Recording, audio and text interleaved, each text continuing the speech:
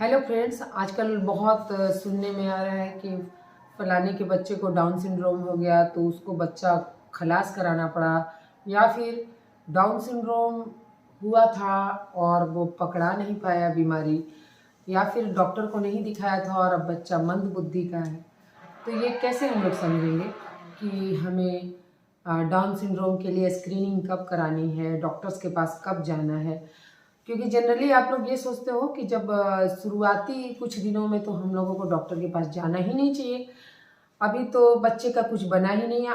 आप ऐसा समझते हैं 6 हफ्ते में ही अल्ट्रासाउंड से बच्चे का हार्ट बीट मिल जाता है, जो ट्रांसवेजाइनल यानी बच्चेदानी के रास्ते में अल्ट्रासाउंड डालने से वो जो स्क्रीनिंग होती है उसमें आपको मिल जाता है कि बच्चे का हार्ट बीट है कि नहीं।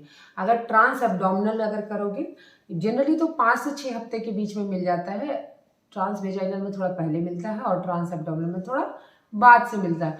और 8 हफ्ते के बीच बच्चे का बहुत सारा कुछ दिखने लगता है, छोटे छोटे हाथ, छोटे छोटे पैर कली की तरह खिलते हुए दिखते हैं, और दिमाग के भीतर जो ये होता है वो एक काला सा जो ब्रेन डेवलपमेंट होता है वो सब दिखने लगता है। अब 11 हफ्ता से 13 हफ्ता 6 दिन तक जो बच्चे का स्क्रीनिंग होता है उसको एनटी स्कैन करते हैं, और यही जेनेटिक स्क्रीनिंग है, ये न्यूप्लॉइडी के लिए है।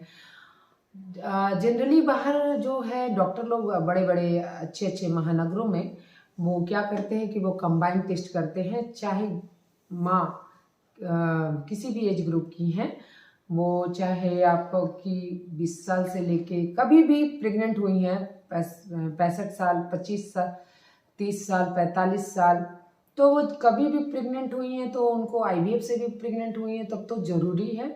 पर आजकल आईवीएफ के अलावा भी हम लोग जिन स्क्रीनिंग करते हैं वो है एनटी स्कैन। वो बहुत इम्पॉर्टेंट स्कैन है जिसमें बच्चे को एकदम बिल्कुल पीठ के बल पे लेटे होना होता है, नाक उसकी ऊपर होनी होती है, उसका नाक का नेजल बोन का मेजरमेंट भी होता है। अगर वो छोटा है या नहीं है तो इसका मतलब वो खतरा है। और अगर बच्चा का प्रोफाइल पिक देखना होता है जिसमें एकदम साइड से दिखता है, और गर्दन के पीछे जो हड्डी है, खोपड़ी की हड्डी और स्किन के बीच में कितना मेजरमेंट बड़ा, अगर वो 2 से 3 के बीच में है तो बॉर्डर लाइन है, लेकिन अगर 3.5 से ऊपर है तो पक्का पक्की आपका बच्चा खराब होने का संकेत है, और जिसमें आपको डाउन सिंड्रोम भी हो सकता है। बहुत सारे और भी सिंड्रोम हो सकते हैं, जैसे एडवर्ड सिंड्रोम हो सकते हैं, पटाउ सिंड्रोम हो सकते हैं, जो कि ट्राइजोमी 13 और ट्राइजोमी 18 है। मगर डाउन सिंड्रोम ज़्यादातर कॉमन है, और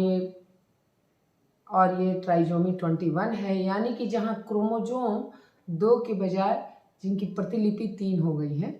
इसमें माँ और पिता दोनों जो हैं वो सामान्य होते हैं, लगभग सामान्य होते हैं, मगर कभी कभी ये चांस की बात है कि औरत का अंडा या मर्द का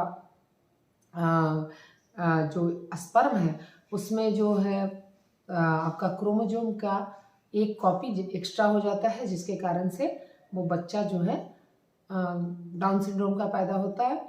अब आप समझेंगे कि कहेंगे कि भैया डाउन सिंड्रोम का बच्चा, सिंड्रोम है क्या पहले ये हम लोग समझ लेते हैं। कोई भी रोग एक रोग होता है, जैसे अगर आपको टीबी है तो केवल टीबी है, अगर आपको कैंसर है तो केवल कैंसर है। लेकिन सिंड्रोम क्या होता है, बहुत सारी बीमारियों का जो संग्रह है वो सिंड्रोम कहलाता है। मतलब कि अगर बच्चा डाउन सिंड्रोम का है तो सिर्फ डाउन बीमारी नहीं है, डाउन एक बीमारियों का बहुत सारे अंगों को प्रभावित करने वाला है सिंड्रोम, जिसमें बहुत सारे आपके अंग प्रत्यंग सारे डैमेज होते हैं, और या फिर एबनॉर्मल होते हैं, गड़बड़ होते हैं।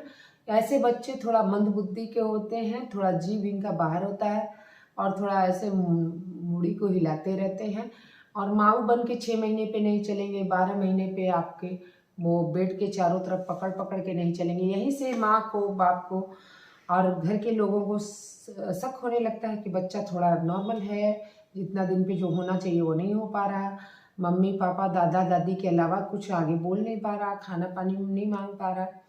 इसके अलावा भी और भी लक्षण होते हैं वो इंटेलेक्चुअली बहुत कमज़ोर होते हैं और 50 साल की उम्र में से ज़्यादा जी नहीं पाते। 50-60 की उम्र इनकी मैक्सिमम उम्र लगभग होती है। और इनको जो जॉब मिलती है वो जनरली आश्रय पे होते हैं। थोड़ा सा मतलब केयरिंग जॉब चाहिए होता है, ये अपने दम पे बहुत कुछ नहीं कर सकते। पढ़ाई में भी औसतन होते हैं, खेल कूद दौड़ने भागने में भी थोड़े कमज़ोर होते हैं। और ये ऐसे बच्चे जैसे इनका कान जो है वो नीचे की तरफ होता है, आँखें जो है तो गर्दन जो होता है थोड़ा शॉर्ट होता है, छोटा होता है, हथेली में सिर्फ एक रेखा होती है, पैर में कम होता है रेखा। और आँखें भी थोड़ी अलग टाइप की होती हैं, जो पता चलता है कि भैया थोड़ा एबनॉर्मल है। थोड़ा मुंडी का भी आकार थोड़ा एबनॉर्मल टाइप का होता है। और इनको बाकी सारी अंग में भी प्रॉब्लम होने का चांस होता है। तो ऐसे बच्चे अगर पता चल जाए गर्भ में ही तो इनको फर्दर टेस्ट कराया जाता है, जैसे बायोकेमिकल मार्कर है। अगर आप स्टार्टिंग में डॉक्टर को कंसल्ट किए हो और एनटी स्कैन आपका नॉर्मल आया है, 3.5 मिलीमीटर से ज़्यादा है, तब आप क्या करते हो कि कंबाइंड टेस्ट कराते हो, यानी डुअल मार्कर या डबल मार्कर करवाते हैं। इन दोनों में अगर आपको हाई रिस्क आता है तो फिर हम लोग बच्चे को अबॉर्ट करने की सलाह नहीं देते हैं, वेट एंड वॉच के लिए रखते हैं। फिर हम लोग लेवल 2 अल्ट्रासाउंड कराते हैं और एनोमली स्कैन कराते हैं। उसमें देखते हैं कि बच्चे का दिल में छेद है या दिल में दाग है, पेट और आंतड़ी का पहला वाला भाग वो दोनों मिलकर एक हो गया है, या फिर बच्चे का बहुत सारा चीज़ जैसे निकल फोल्ड बढ़ा हुआ है। ये सब तरह का सॉफ्ट मार्कर देख लेते हैं। बच्चे का आंतड़ी जो है वो बहुत उजला दिख रहा है अल्ट्रासाउंड में, जैसे कि हड्डी दिखता है उतना उजला दिख रहा है। तो ये सब स्ट्रॉन्ग सॉफ्ट मार्कर्स है और इससे एकदम पता होता है कि लगभग आपका बच्चा गड़बड़ है। लेकिन फिर भी हम लोग बच्चे को ख़राब करने की सलाह नहीं देते हैं। ये आप 18 से 20 हफ्ता तक में अगर आप चेक करते हो कि डाउन सिंड्रोम का बच्चा है, लग रहा है आपको एनोमली स्कैन में, तो भी हम लोग फिर बायोकेमिकल मार्कर कराते हैं, जिसमें कि आपका क्वाड्रपल टेस्ट होता है या क्वाड टेस्ट होता है। अगर उसमें आ गया कि बच्चा हाई रिस्क है तो ऐसे बच्चे को फाइनली फिर हम लोग फीटल मेडिसिन सेंटर पे भेजते हैं और उसका एमनियोटिक फ्लूइड का चेक कराते हैं। अल्ट्रासाउंड के गाइडेड होता है ये। अल्ट्रासाउंड के देख रेख में नीडल डाल के बच्चे का पानी निकाल के उसका चेक किया जाता है। जिस पानी में बच्चा होता है उस पानी को निकाल कर चेक किया जाता है, या कॉर्डोसेंटेसिस भी कर सकते हैं। और इस तरह से करके हम लोग पूरा पक्के जब हो जाता है चेक कि हाँ बच्चा बिल्कुल डाउन सिंड्रोम का होता है, तो हम लोग मदर फादर को काउंसलिंग करते हैं और बच्चे को अबॉर्ट करने की सलाह देते हैं। लेकिन ये सारी चीज़ें, सारी प्रक्रिया जो है हमें 20 से 24 हफ्ता के भीतर ही कर लेनी होती है, क्योंकि जो हमारे MTP एक्ट है, जो गवर्नमेंट ऑफ इंडिया ने जिसको अलाउ किया हुआ है अबॉर्ट कराने का, अगर बच्चा अनफिट है तो वो केवल 24 वीक्स ऑफ प्रेगनेंसी तक ही है। अगर बच्चा 25 वीक्स ऑफ प्रेगनेंसी का है तो पेरेंट्स को और डॉक्टर को दोनों को कोर्ट में जाना होता है और साबित करना होता है कि ये बच्चा गड़बड़ है, इसलिए हम लोग अबॉर्ट कराना चाहते हैं। तो कृपया आप लोग शुरुआती प्रेगनेंसी में ही डॉक्टर से कंसल्ट करें, अपनी गायनेकोलॉजिस्ट से कंसल्ट करें और इंतज़ार ना करें कि डेट पार कर जाए और 6ठे महीने में जाएं एनोमली स्कैन कराने, तो फिर कोई फ़ायदा नहीं है, आपका सिर्फ पैसा बर्बाद होगा। इसलिए पैसे का सही उपयोग करें, सही समय पे अपना सही इलाज कराएं, सही जांच कराएं। धन्यवाद।